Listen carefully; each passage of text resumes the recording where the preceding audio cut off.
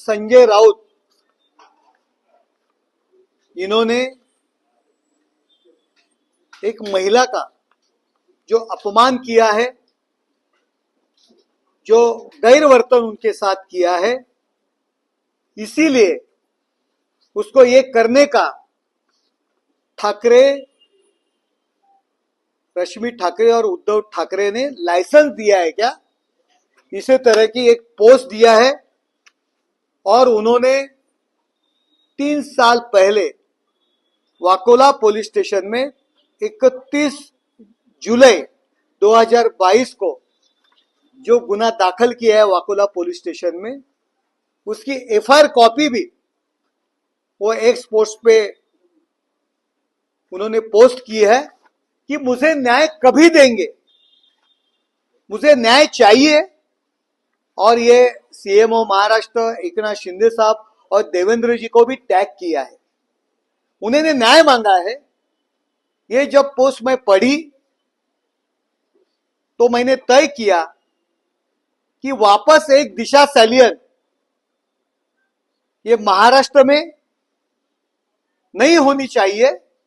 मरने के बाद ही उनको अगर न्याय, दिशा सैलियन को न्याय मिलने वाला है, उसका पिताजी न्याय मांग रहे, ऐसी और एक केस दिशा पाटकर जैसी तैयार नहीं होनी चाहिए, आगे नहीं आनी चाहिए। इसीलिए मैं सरकार का एक भाग हूं, सरकार जो सत्य में हो, पार्टी का एक भाग हो, तो भी मैं आपके माध्यम से मैं सरकार को विनती करता हूं कि स्वप्ना पाटकर को न्याय दो।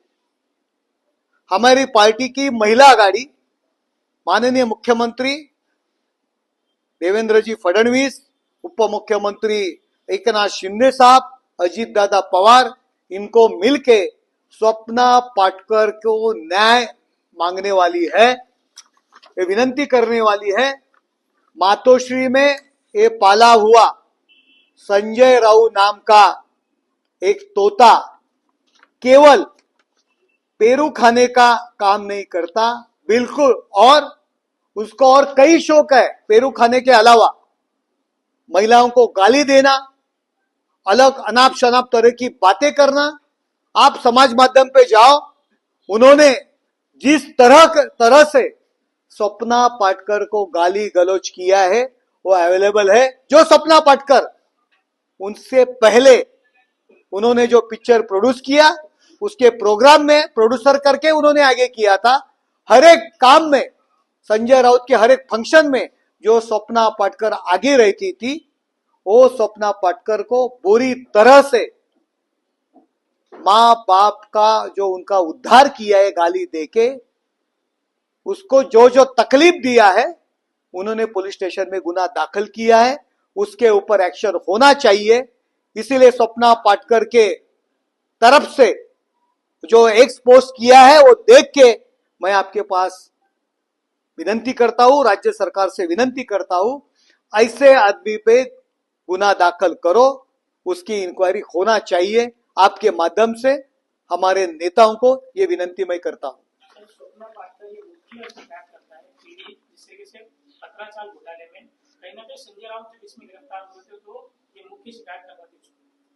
देखो, जो 2022 में उन्होंने जो गुना दाखिल किया है, मुझे लगता है वो एफआईआर में उन्होंने आरोप किया कि 2016 से वो उनको तकलीफ दे रहा है। अगर एक महिला के साथ ऐसा गैरवर्तन करते हैं, राज्यसभा के सांसदों को परमिशन नहीं मिली है, लोक प्रतिनिधि है तो उनको परमिशन नहीं है कि इसी तरह से एक महिला के साथ वर्तन करे। जो महिला इसके पहले मेरी बेटी है, मेरी बड़ी बेटी है, इसी तरह की बातें सबके सामने वो करते थे, वो बेटी को मां बहन के ऊपर गाली देना, अनाप शनाप कहना, उनको तकलीफ देना, ये कौन से नियम में आता है? इसीलिए और एक दिशा सैलियन होने से पहले स्वप्ना पाटकर को न्याय देना चाहिए। सर, महाराष्ट्र में विधानसभा का सत्र चालू है, जिससे केंद्र सरकार लगातार कह रही महिलाओं को एक बराबर का अधिकार दिया रहा है, तो वही अनिल परब जो यूपीटी के विधायक है, वो जो आपकी इफेक्ट के जो विधायक है महिला, उनको कहते हैं कि सरडे की तरह रंग बदल रहे, इस तरीके का बयान आना उनको किस तरीके से लगता है? देखो, महिलाओं के प्रति उनका वक्तव्य क्या है, उनके विचार क्या है, उनकी सोच क्या है, वो सामने आई है। चित्रताई वाघ, उन्होंने जो सभागृह में भाषण किया, उसको गलत तरीके से अपने पेड़ तट्टू जो उन्होंने रखे हैं, उसका बयान तोड़ मोड़ के समाज माध्यम पे प्रसारित करना, पैसा देके उनके ऊपर अलग अलग तरीके से गंदे कमेंट्स करके लेना, यही उनकी सोच है। इसीलिए उनके बारे में क्या कहना, छत्रपति शिवाजी महाराज का नाम लेने का उनको अधिकार नहीं है। संजय राउत राज्यसभा में कह रहे हैं कि महाराष्ट्र मणिपुर जैसा चल रहा है। देखो, संजय राउत महाराष्ट्र के राजनीति को लगेला एक कलंक है। महाराष्ट्र जल नहीं रहा, जलाने की कोशिश संजय राउत कर रहे हैं। नागपुर दंगल होने से पहले 3 दिन से संजय राउत सामना में भी लिखे थे कि महाराष्ट्र में दंगल होएगा, दंगल होने की स्थिति है और दंगल हो गई। मुझे राज्य सरकार से विनंती है, ये महाराष्ट्र में जो दंगल हुए नागपुर में, उसमें मुझे संजय राउत का भी संशय है। संजय राउत जैसे नेता जो बयानबाजी करते हैं, उसी की वजह से दंगल हो गई है, मेरा आरोप है।